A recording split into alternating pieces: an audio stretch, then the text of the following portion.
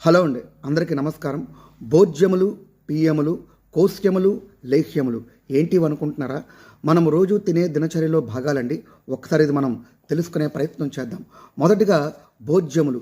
భోజ్యములు అంటే పంటి ద్వారా నవలేది. లైక్ అన్నం కానీ, కాయగూరలు కానీ, మాంసం కానీ, ఆకుకూరలు కానీ, దుంపలు కానీ ఇవన్నీ ఈ కోవకు చెందుతాయి. ఇక రెండవది పీయములు. పీయములు అంటే మింగేటివి, ఔషధం లాంటివి అన్నమాట. ఇక మూడవది కోశ్యములు.